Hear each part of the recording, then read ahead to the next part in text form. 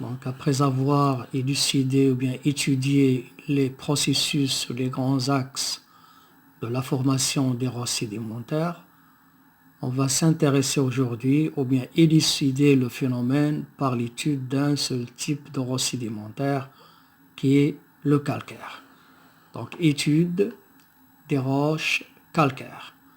Et vous pouvez remarquer que les roches sédimentaires se subdivisent en deux parties.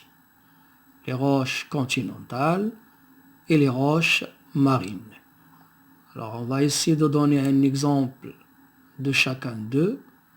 Donc, pour les roches continentales, vous avez le conglomérat. Donc, c'est un type de roche très connu. Et pour les roches marines, on va s'intéresser au calcaire. D'accord?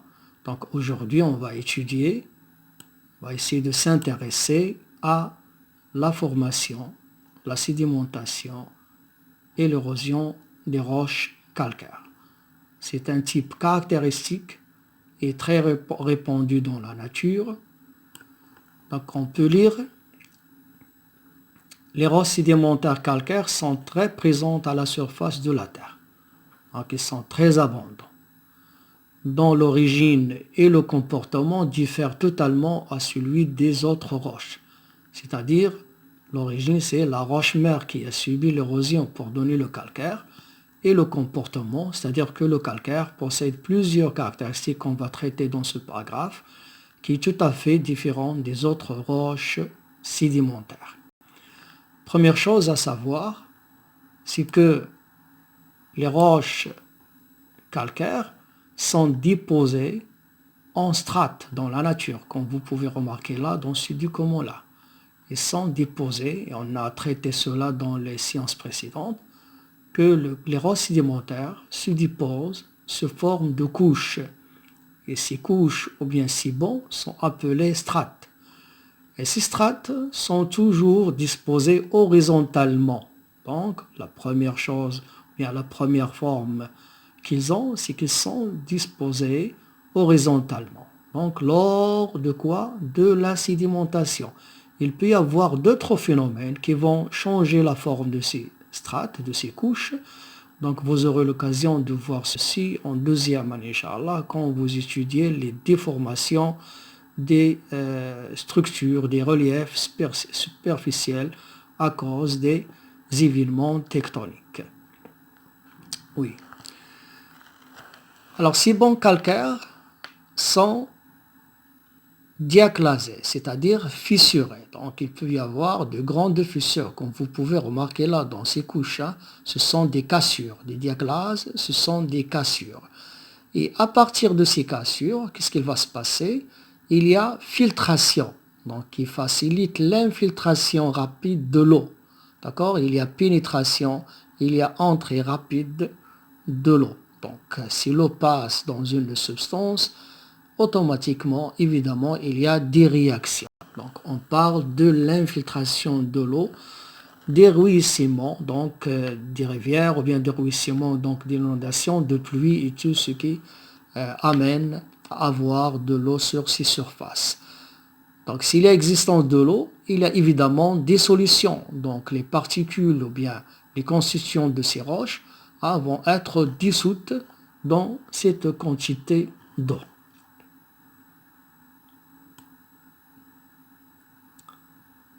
Oui.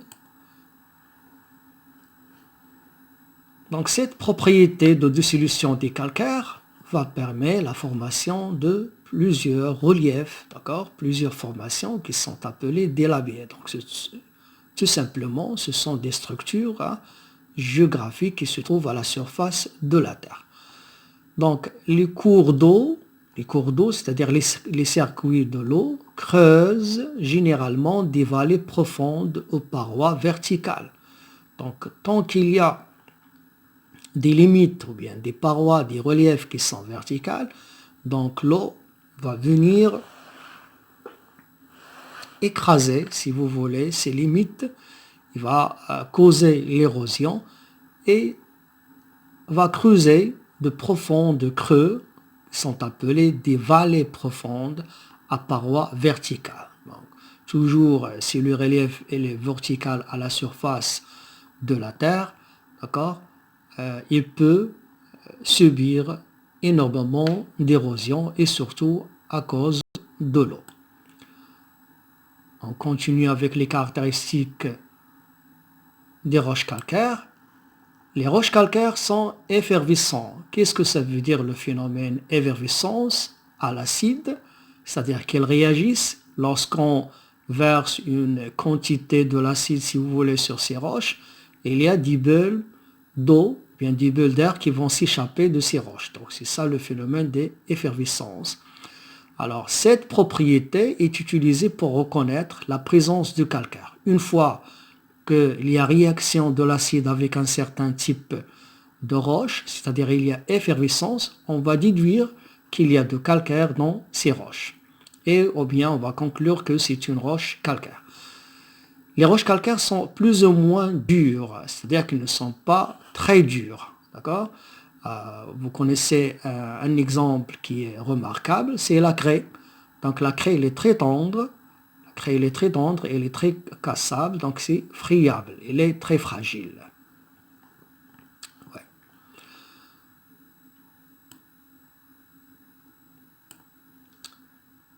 La nature biochimique de calcaire. C'était dans la classification des roches sédimentaires qu'on peut classer selon différents critères. Et parmi ces critères, d'accord, bien ces caractéristiques, c'est la nature chimique.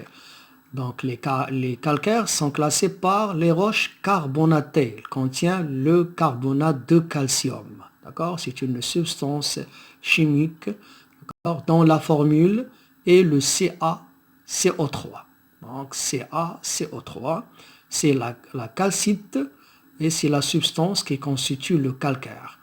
Donc le carbonate de calcium pur est un minéral cristallisé qu'on appelle la calcite. Donc les roches de calcaire sont constituées, donc pour simplifier, les roches de calcaire sont constituées d'une substance chimique qui s'appelle la calcite et qui réagit avec de l'acide. Alors comment ceci se passe dans la nature? D'accord? Vous avez la mer, voilà, et à côté de la mer, il y a des surfaces creuses, d'accord? Il y a des surfaces qui possèdent un certain épaisseur de profondeur, d'accord? Certaines profondeurs. Donc, qu'est-ce qui va se passer? L'eau va envahir cette surface, d'accord? Il va rester un certain moment, et à cause de la température, il y aurait évaporation de l'eau et formation des roches carbonatées qui sont le calcaire, d'accord? Qui sont le calcaire. Alors, il y a évaporation de l'eau à cause de la température, et les éléments vont précipiter, vont s'accumuler aux profondeurs pour donner différentes formes de roches. Et parmi ces roches, on va trouver les calcaires. D'accord? Là, vous avez le gypse aussi, vous avez le sel, le NaCl, et vous avez les roches carbonatées qui sont les calcaires. Donc aujourd'hui, on s'intéresse à l'étude des calcaires.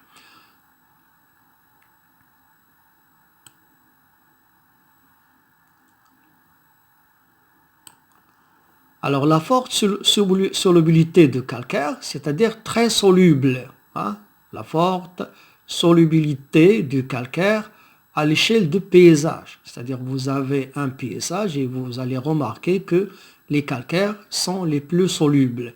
Solubles, c'est-à-dire faciles à dissoudre dans l'eau. Tout simplement facile à se disperser, se détacher, d'accord, se diviser si vous voulez. Donc j'essaie d'utiliser les termes les plus simples pour vous expliquer ceci.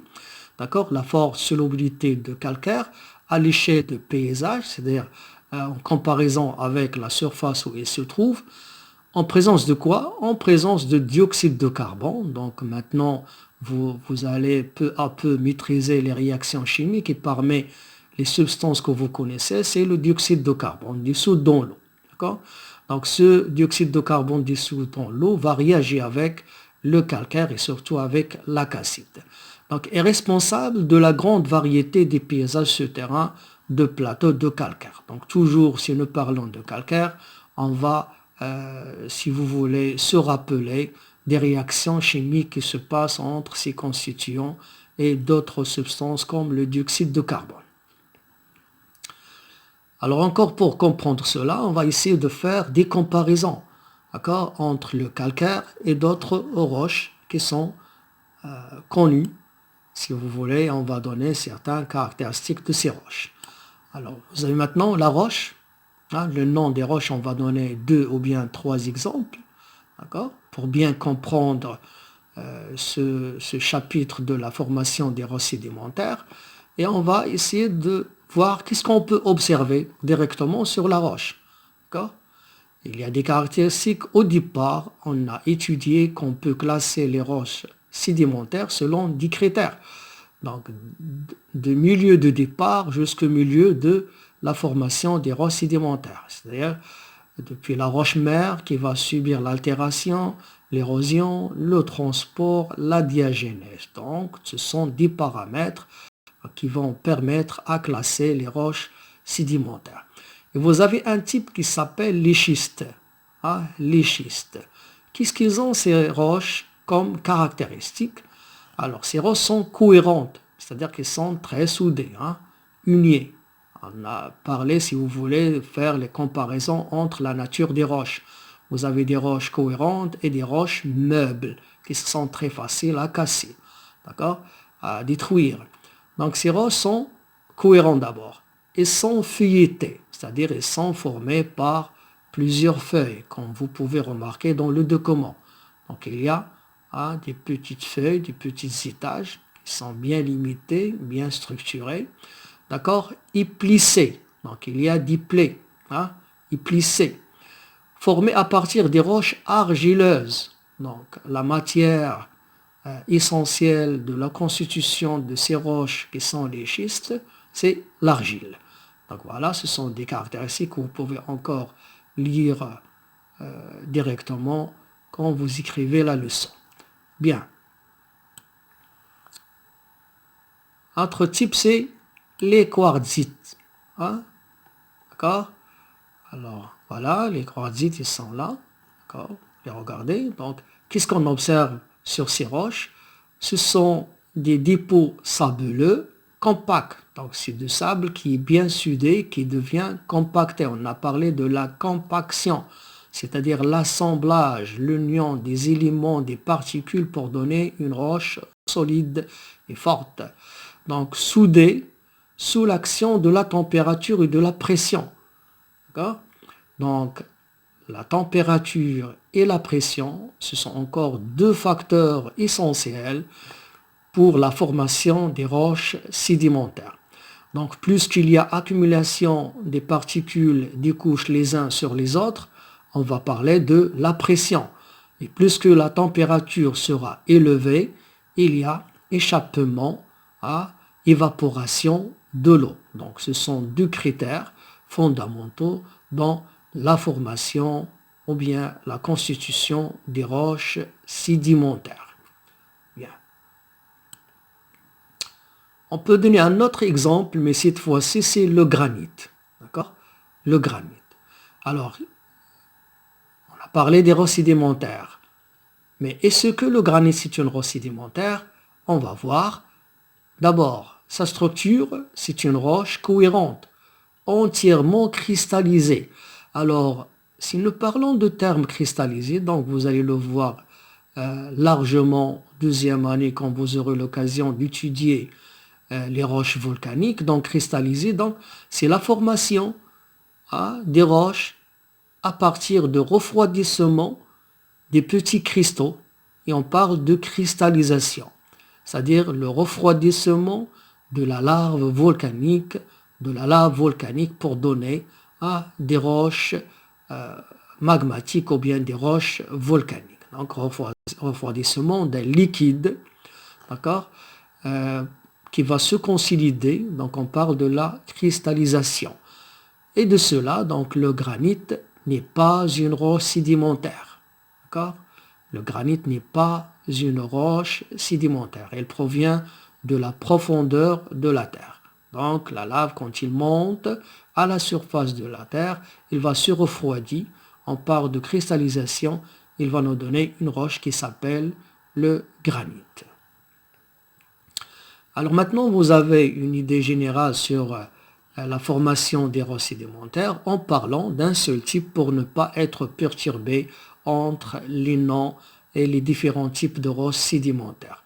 Donc vous devez s'intéresser à une roche et donner les caractéristiques de ces roches et comment il est sédimenté, comme les processus qu'il a subis, etc. Donc pour arriver à subir le phénomène de la diagenèse. Donc on va essayer de donner un petit résumé. Donc toutes les roches sédimentaires ont subi, si vous voulez, l'altération, l'érosion, le transport pour arriver au dernier stade qui est la diagenèse. D'accord? Qui est la diagenèse, c'est-à-dire la formation, la sédimentation et la formation des roches sédimentaires. Donc je rappelle l'altération, l'érosion, le transport et la sédimentation et la diagenèse. D'accord? Alors, donc, on a déjà détaillé dans les paragraphes précédents tous ces passages, tous ces processus. D'accord? Bien. Alors, ceci peut encore être résumé avec un cycle. D'accord? Un cycle. Vous pouvez commencer de la roche-mère, d'accord, qu'il soit aquatique ou bien sur le continent ou bien dans la mer, ou bien dans l'eau. Donc cette roche-mère, elle va subir l'altération, la destruction, d'accord, et l'érosion, que ce sont 10 phénomènes fondamentaux pour la destruction des roches-mères. La roche-mère, toujours, il se trouve à la surface de la Terre. D'accord? Pourquoi? Parce qu'il va subir l'altération et l'érosion. On ne parle pas des roches qui se trouvent aux profondeurs de la Terre. Alors, les particules résultantes de cette érosion vont transporter, d'accord? Et on va parler de transport. On passe deuxième étape dans la formation des roches sédimentaires. Le transport. Transport, il dépend, donc pour généraliser, il dépend de la taille des particules et de la vitesse du courant, soit la vitesse de l'eau, soit la vitesse de l'air. Donc je répète, le transport dépend en général de la taille des particules transportées et de la vitesse de moyen de transport. C'est-à-dire les petites particules seront transportées sur une grande surface, d'accord, sur une grande distance, et les particules moyennes sur une distance moyenne, et les particules les plus lourdes sont transportées à côté de la roche-mère, sont près de la roche-mère. Bien, ou bien il faut une grande vitesse de moyen de transport pour qu'ils seront transportés le plus loin possible. Donc après le transport, vous avez la sédimentation, c'est-à-dire que ces particules vont s'accumuler, se déposer donc dans un milieu est appelé le milieu de sédimentation, d'accord? Ils vont s'accumuler et vont subir le phénomène de transformation, c'est-à-dire la compaction, la cimentation, la consolidation, etc. C'est le phénomène de la diagenèse, d'accord? De la diagenèse, c'est la transformation de ces particules pour nous donner une roche solide, bien sédimentée. Et on parle de roche sédimentaire, d'accord? Roche sédimentaire.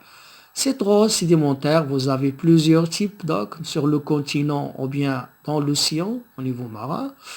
Alors, cette roche sédimentaire va encore apparaître à la surface de la Terre et elle-même peut subir l'érosion. Et on parle de la remise à l'affleurement. D'accord? La remise à l'affleurement. L'affleurement, c'est l'apparition à la surface de la Terre. D'accord? L'affleurement, c'est l'apparition à la surface de la Terre. Et tout ce qui est à la surface de la Terre, il va nous donner la roche-mère, qu'il soit magmatique, volcanique ou bien sédimentaire. Et cette roche-mère va fermer le cercle et ceci s'appelle le cycle sédimentaire. D'accord? Le cycle sédimentaire, donc il résume toutes les étapes de la formation des roches sédimentaires.